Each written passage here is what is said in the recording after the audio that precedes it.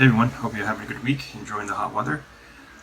So today I just want to share with you guys from Luke 12, starting at verse 1, and just hearing what Jesus is saying here to the disciples. I'll start here in verse 1. It says, "In the meantime, when so many thousands of people had gathered together that they were trampling one another, he began to say to his disciples first, 'Beware of the leaven of the Pharisees, which is hypocrisy. Nothing is covered up that would not be revealed, or hidden that would not be known. Therefore, whatever you have said in the dark shall be heard in the light, and what you have whispered in private rooms shall be proclaimed on the housetops. I tell you, my friends, do not fear those who can kill the body, and after that have nothing more that they can do.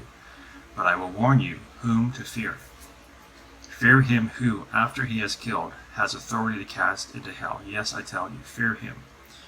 Are not 5 sparrows sold for 2 pennies, and not one of them is forgotten before God? Why, even the hairs of your head are all numbered. Fear not, you are of more value than many sparrows. And I tell you, everyone who acknowledges me before men, the Son of Man will also acknowledge before the angels of God. But the one who denies me before men will be denied before the angels of God.'" And so we see here, Jesus is talking to the disciples here, and we see the warning here. Don't be like the Pharisees. You see that, the Pharisees, the hypocrisy they lived, right? They were supposed to be the priests of all nations, bringing the gospel to everybody, but they hated the Gentiles. They hated the Samaritans, right?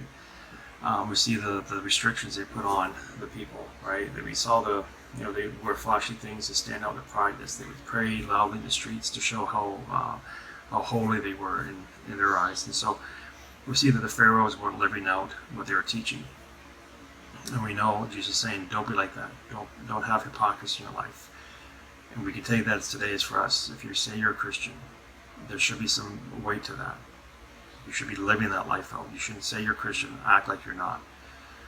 And we see that we shouldn't be like that way. And Jesus goes on to say, like, whatever you say, whatever you think, all those moments by yourself, right? All those thoughts that cross your mind, all those things in your heart that are evil that you wished were done. God sees them all. God knows every part about us, right? He knit us in our mother's womb, and Jesus said every hair on our head is counted. We see the intimacy of God in us and how He loves us and cares for us. And so, the value He cares about the sparrows, right? He knows each one of them, but when He says how more valuable are we to God. And so, right, for us, let's make sure, right? Don't try anything, keep anything hidden from God. Don't allow these things in private around other people and in private to show hypocrisy in our lives, in our testimony. And we see that, the seriousness of it. We see how Christ is calling that out to them, right? Telling the disciples, this is not how you should live, this is not how you should be. But we see the love of God, right? The value He cares about us. And, and saying like He, as a Christian, we will be, Christ won't deny us and Father's Father if we are His, truly His. And so for us, we see God, we see how much He loves us, but we see the seriousness of sin. And for us in our lives, and, maybe through COVID, maybe we got ourselves in things that we shouldn't. Maybe we've allowed sin to be in our lives because of the time of being bored and time of isolation, and maybe just being frustrated in this time of COVID that we're not thinking clearly, right? Or maybe we're more agitated and things bug us more, and maybe we're not showing that love of God. But also too, I think we can see the blessings of COVID, that we've been maybe freed from sin, in a sense where maybe the things that we did outside, our friends or co-workers or people we hung around, maybe we had fear around them, that we maybe wouldn't declare things to them that we should have. We didn't live out our lives the way we should have in front of them because of fear, right? Maybe we denied God in front of our friends or co-workers. Maybe we didn't say the words, but maybe our actions didn't show that. Maybe how we reacted at work, or maybe we just tiptoed around certain topics and stayed kind of neutral and trying to be safe. But that doesn't help anybody, right? That doesn't, we don't share who we are to other people when we do that. And so, this from these verses here. Just want to really encourage everybody. We know in our walk that we mess things up. We know we're not perfect Christians yet, not until we stand before God. And so our sanctification is a lifelong progress. And so for us, if there's things in our lives now that even this year that we've allowed to creep in and take over and consume us and become slaves again to it, bring it to God, right? Confess to Him, have accountability partners. Have someone pray with you, right, all the time, and to allow God to work through you, because we can't hide anything. We only fool ourselves if we think that we can, whatever we do, it's never going to be seen. And maybe we have, maybe it's been years of us doing things that nobody in the church or no family don't know about, but it will be brought through. God has patience, and sometimes His patience is a lot longer than ours, and we thank God for that. But He will give us time, but we don't want to test that time. And so for us, let's come to God now, because we want to stop the things that we're stuck in now before we're allowed to come back out together, because it's going to get worse. So for us, let's make sure we're not Pharisees. Let's make sure that we are living our testimony.